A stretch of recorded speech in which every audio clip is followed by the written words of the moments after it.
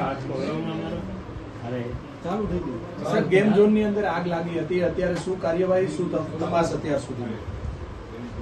રવિવારે આપણે ફનબ્લાસ ગેમ ઝોનની અંદર નાની એવી આગ લાગવાનો બનાવ બનેલો હતો. ત્યારે ફાયર બ્રિગેડમાં કોલ મળતા તાત્કાલિક ઘટના સ્થળે આપણા ફાયર ફાઈટર અને સ્ટાફ પહોંચી ગયા હતા. મીનવાઇલ એ દરમિયાન ત્યાંના સ્ટાફે જ આગ બુઝાવી અને જે કોઈ ત્યાં પબ્લિકના માણસો ગેમ રમવા માટે આવેલા હતા એ લોકોને તુરંત જ બહાર પણ કાઢી દીધા હતા, કારણ કે બધી જ એક્ઝિટ એ લોકોની ખુલ્લી હતી અને કોઈ મોટો બનાવ બનવા પામેલ નથી. એ આપણા માટે સારું છે. બીજું કે ત્યાં સ્પાર્કિંગ થવાથી લાઇટની અંદર કંઈ નાનો એવો તણખો થયો અને આગ લાગવાનો બનાવ બન્યો હતો એવું આપણને જોવા મળેલું. અને ત્યાંના સ્ટાફે જ આગ ફાયર એક્સ્ટિંગ્વિશરથી બુઝાવી નાખેલી હતી. ત્યાંનો સ્ટાફ પણ ટ્રેન હતો, એટલે એ પણ આપણા માટે સારું છે.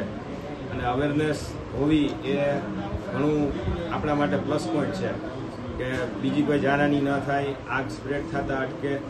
તો મારી સૌને એ પણ પેલી છે કે ભાઈ ફાયરના સાધનો ઓપરેટ કરતા આવડતા હોય તો એ આપણને બેનિફિટ રહે. બીજું કે અન્ય જગ્યાએ કઈ તપાસના આદેશ આપ્યા છે તમે? રાજકોટમાં ટોટલ 7 ગેમ ઝોન છે. એ 7 ગેમ ઝોનમાં 3 ગેમ ઝોન હાલ પૂરતા ટેમ્પરરી બંધ છે. એમાંથી આ ત્રીજું જે આ ફનબ્લાસ છે એ રવિવારે બંધ થયું.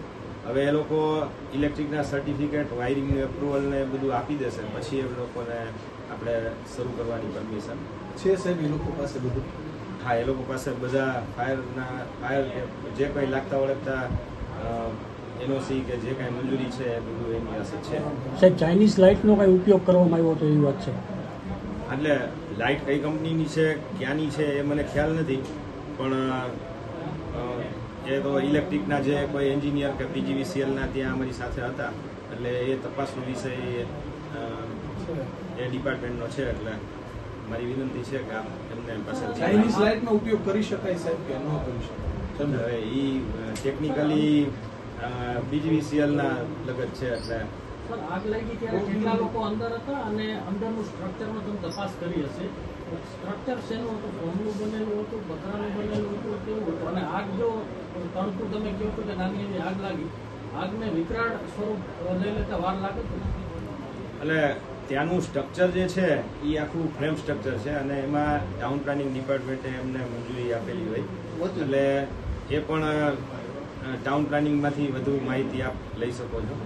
બીજું કે જે ફ્લેમેબલ મટીરિયલ કે અત્યારનું જે ટેમ્પરેચર છે, અત્યારે 40 થી 45 ડિગ્રીની વચ્ચે તાપમાન વધારે હોવાના કારણે કદાચ કંઈ બન્યું હોય તો એ મોટાભાગે ઇલેક્ટ્રિક શોર્ટ સર્કિટ કે ઓવર હીટિંગ કે એવું થતું હોય છે.